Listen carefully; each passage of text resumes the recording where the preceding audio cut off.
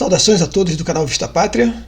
Sejam bem-vindos, eu sou o professor Eduardo Vieira e esse é o quadro Cultura e Verdade. Hoje nós vamos falar sobre o Fundeb, cuja PEC foi votada essa semana.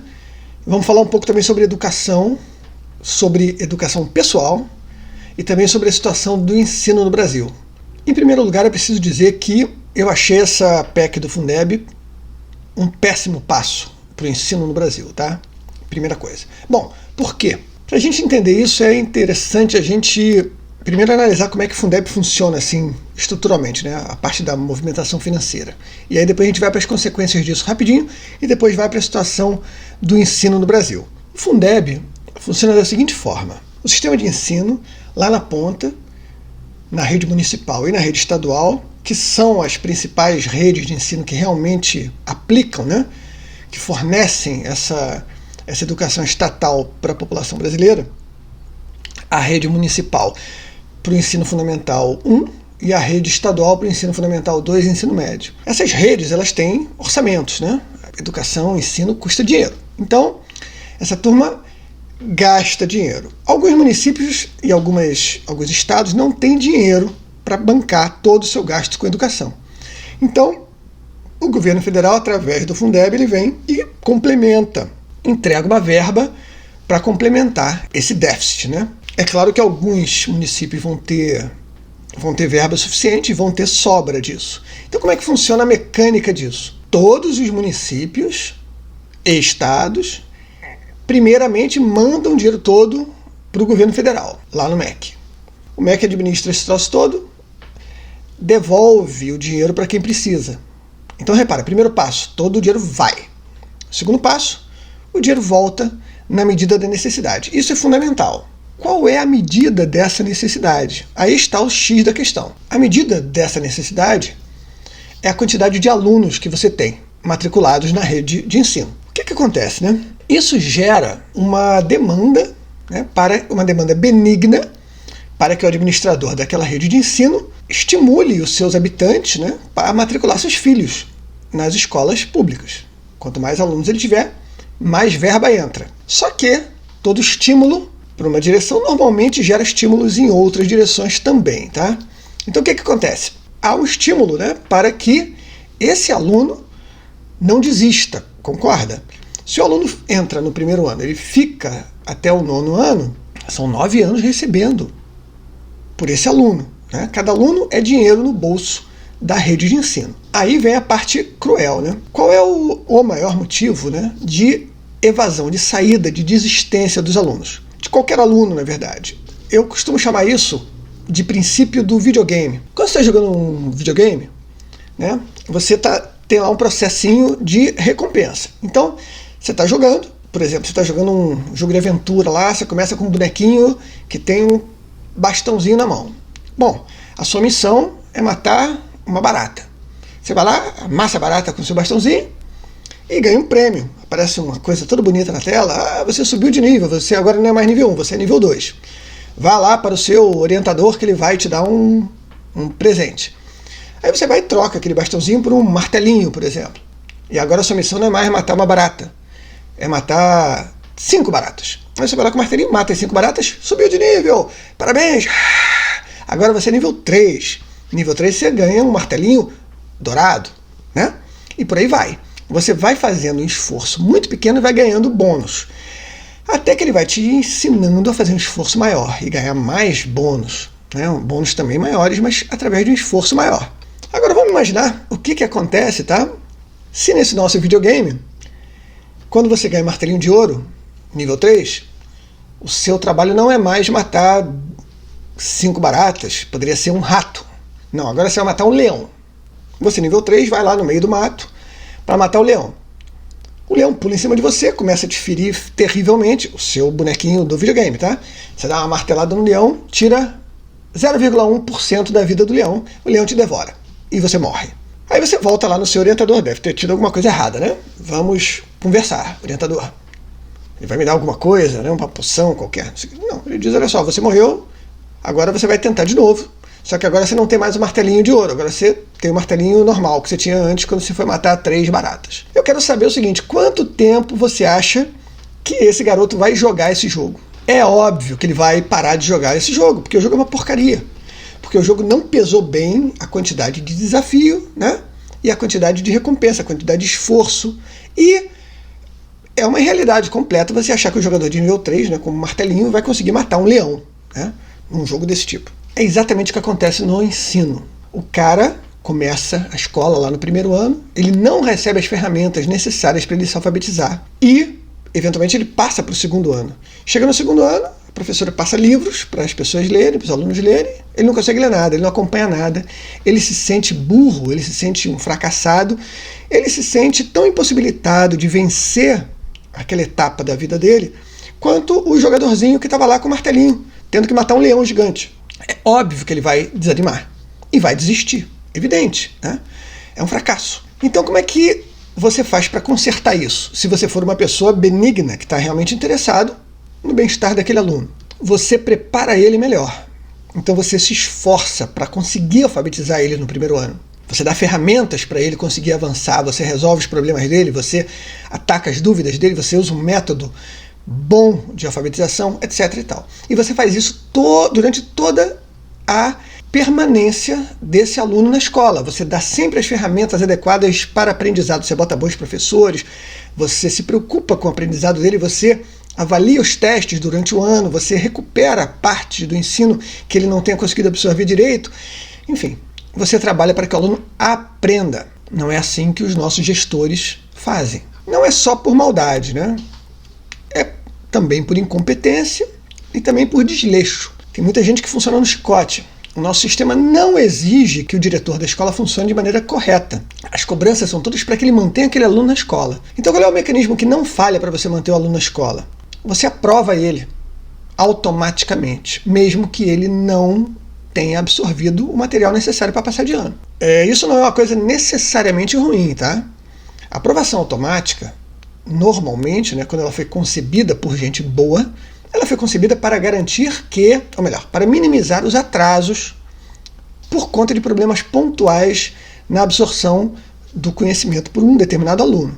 Então, ao invés de ele ser reprovado, ter que fazer aquele ano todo de novo, ele passa de ano, mas ele recebe um acompanhamento super especial, vai ficar muito mais tempo dentro desse segundo ano estudando, para garantir que quando chega no final desse segundo ano ele recuperou o tempo perdido no primeiro e ele consegue ser aprovado de verdade, né? Não é mais na aprovação automática. É claro que aqui no Brasil a gente distorceu esse troço todo, o cara vai para diante e que se dane. E vai para diante e vai sendo empurrado para frente até que ele chega no 9º ano para ir para o ensino médio e ele tem os níveis, ele é testado pelo PISA e ele tem os níveis inadequados, né? Tanto em ciências, quanto em português, quanto em matemática, que é o que o PISA testa. Alunos de 15 anos com um nível completamente inadequado de absorção de conteúdo. Quando eu digo inadequado, eu digo o seguinte: em matemática o aluno não sabe fazer conta decentemente.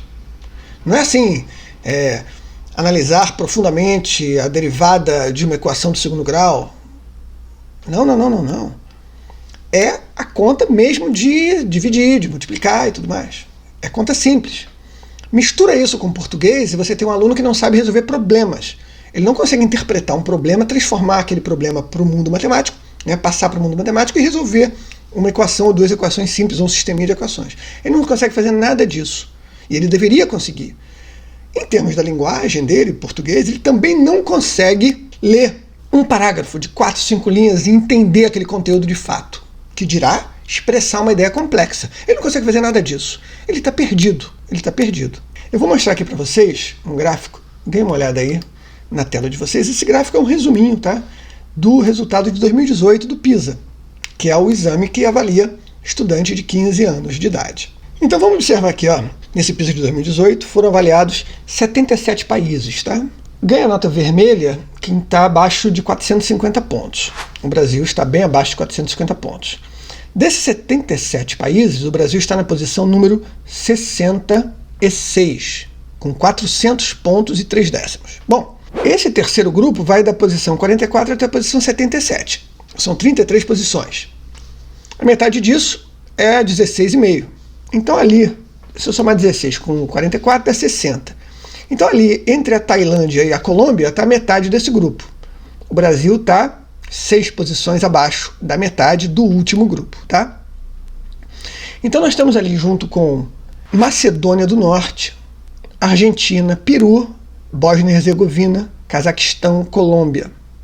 Nós estamos abaixo, tá, de Brunei, Uruguai, Moldova, Romênia, Chipre, e tem a turma que está no meio ali, que está muito acima da gente já, Croácia, Eslováquia, Israel, Turquia, Rússia, Islândia, República Tcheca, Estados Unidos e por aí vai. A nossa posição é péssima. Péssima que nós estejamos de baixo para cima, né? 77 para 66, nós estamos na 11ª posição de baixo para cima, na média, tá? Se você for avaliar eles separados em matemática, a gente está mais embaixo. Isso é péssimo, tá? O Brasil é uma potência econômica, uma potência populacional, e a gente está todo lascado em educação. Por que isso, gente? É necessário a gente ver que essas coisas não são à toa, elas decorrem desse tipo de, vamos dizer assim, de visão, de estímulo, que é o que a gente está discutindo aqui.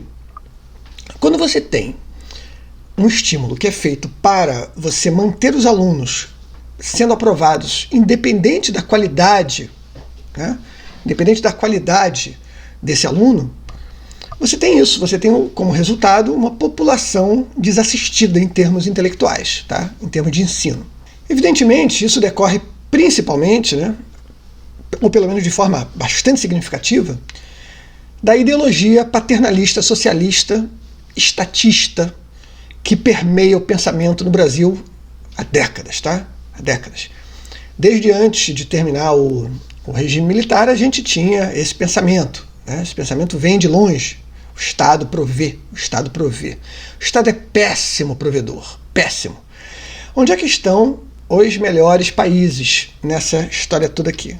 Tirando aqui a aberração de sempre, né, que é a China, que aqui nessa avaliação do PISA, ela só é avaliada em 4 cidades, né? A China tem sempre uma situação especial. Evidentemente, se avaliasse a China inteira, o bicho ia pegar. Mas avaliam só Pequim, Xangai, Jiangsu e Zhejiang. Bizarro. Então, separando a China, quais são os países que estão lá no topo?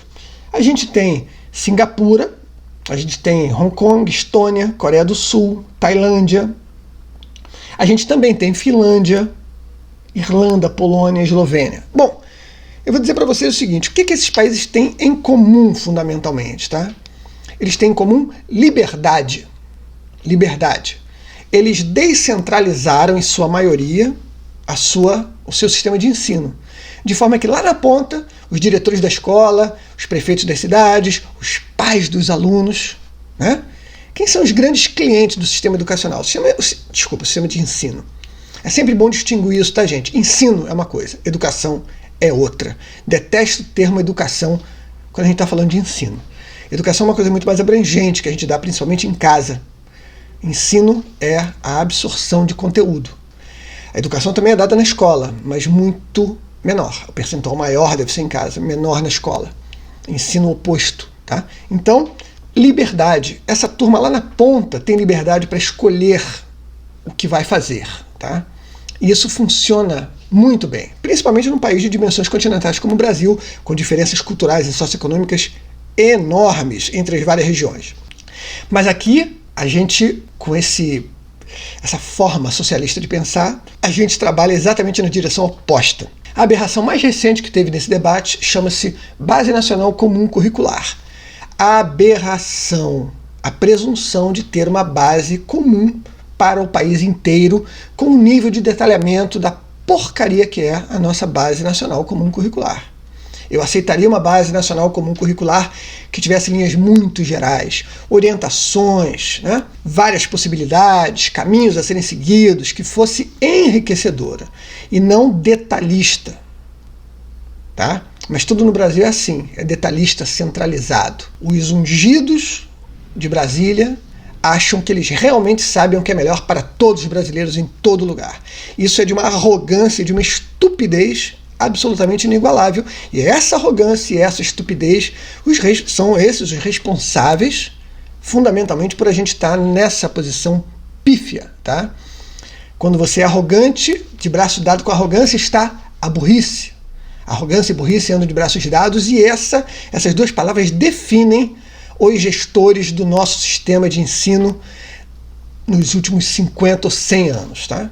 Portanto, não é à toa que nós estamos aí. Não vou puxar isso por 100 anos, não. A gente, lá atrás, nos últimos 50 anos, é honesto dizer, lá atrás a gente fez muita coisa boa, mas isso se perdeu. Bom, então a gente vem para essa discussão do Fundeb, né? Que é o que eu te expliquei.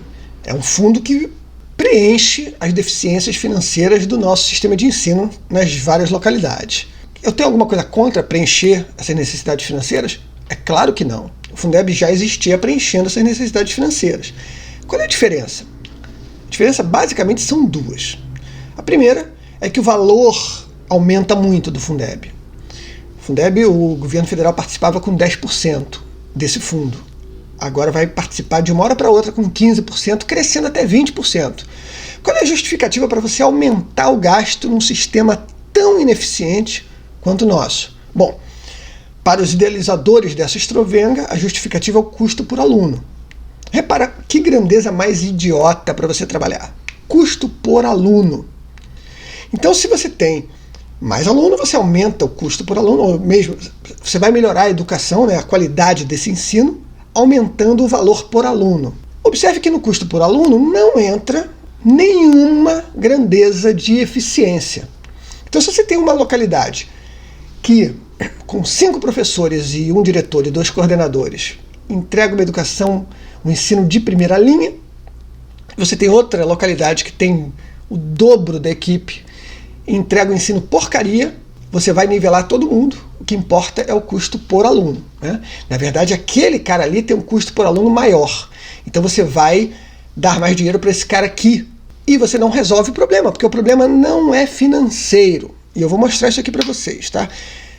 Existe uma falácia bizarra que diz que o Brasil gasta de menos na educação. Nós temos que dar dinheiro. Inclusive foi o que foi dito durante essa campanha do Fundeb aí. Se você vê, né, o que os políticos andaram falando de esquerda, vocês têm que aprovar o Fundeb, porque senão é ir contra a educação. Ir contra a educação?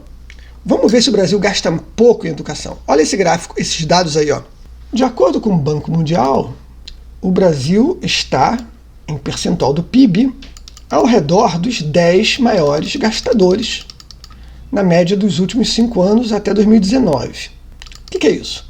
Bom, tem algumas distorçõezinhas aí e tudo mais, nem todo mundo tem esses números e tal, mas a ordem de grandeza é essa, tá, gente? A gente gastou na média dos nossos últimos 5 anos, para vocês verem, 6,2% do PIB. Quem gastou mais que a gente?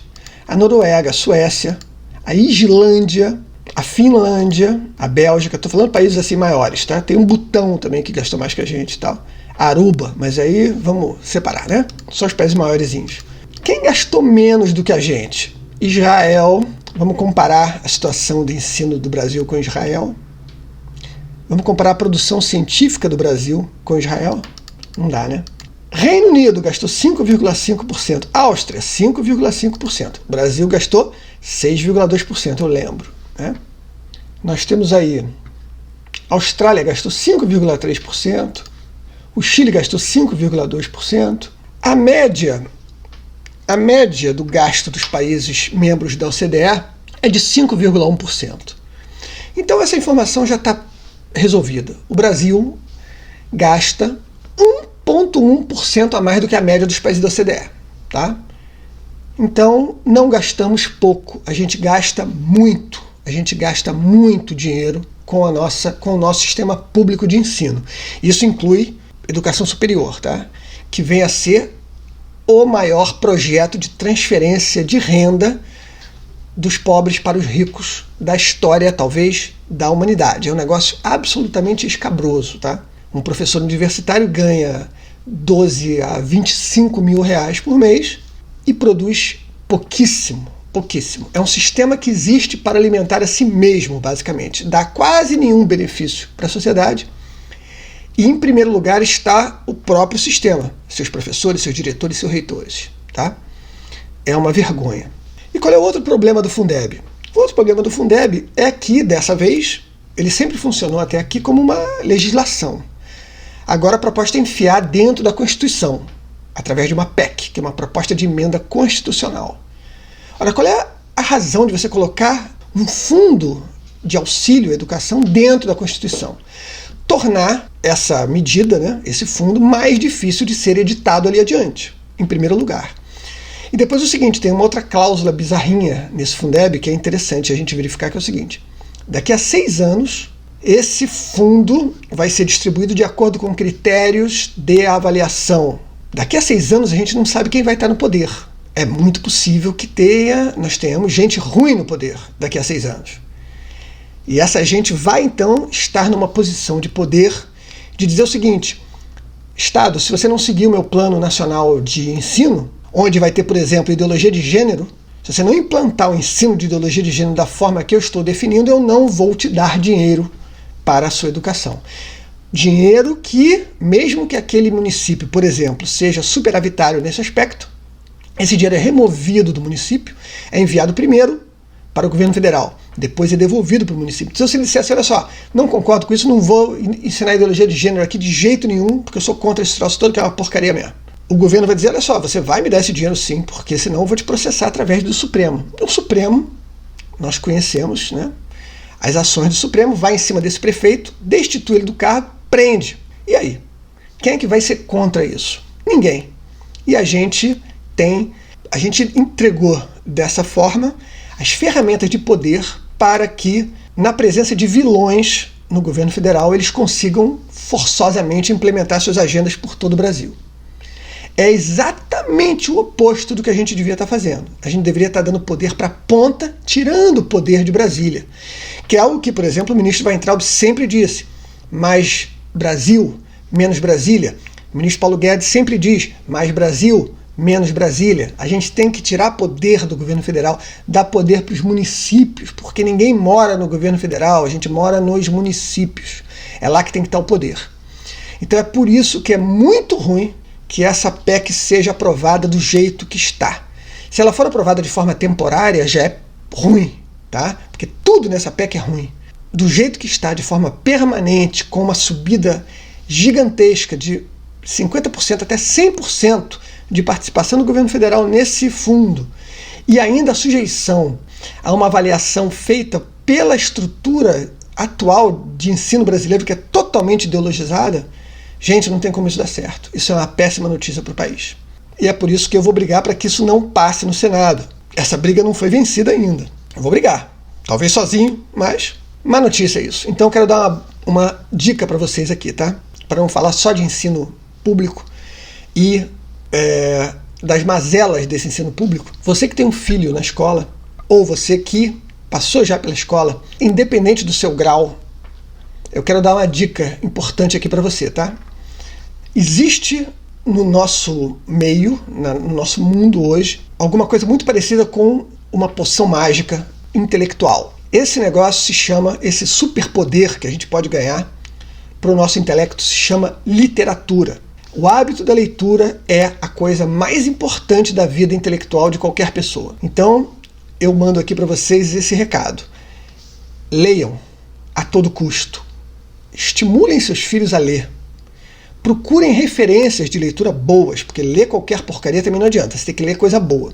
Eu posso depois fazer um vídeo só sobre isso, explicando quais são as possibilidades de leitura, dando um monte de recomendações para vocês. Se vocês quiserem, vocês botem nos comentários e a gente corre atrás. Mas leiam, botem seus filhos para ler. Se eles forem pequenininhos, que eles leiam conto de fadas, leiam para eles de noite. Vão lá no site do MEC e sigam o programa de estímulo à leitura familiar feito pelo professor Carlos Nadalim, que é o secretário de alfabetização. Corram atrás disso, é a coisa mais importante do que a escola inteira, é o hábito de seus filhos lerem e aprenderem por conta própria. Incentive eles a isso, botem eles para ler, e botem eles para ler romances também, tá? Histórias. Os Três Mosqueteiros, Volta ao Mundo em 80 Dias, Crime e Castigo, histórias, tá? Porque são essas histórias que vão gerar um aumento na imaginação, na capacidade de conceber o mundo de forma mais complexa. Então façam isso. Eu prometo que eu vou fazer um outro vídeo especificamente sobre isso, falando sobre tudo que eu puder falar sobre literatura e sobre como a gente deve ler e as maravilhas que isso causa para o nosso intelecto. tá bom? Pessoal, muito obrigado por assistirem esse vídeo. Até a próxima.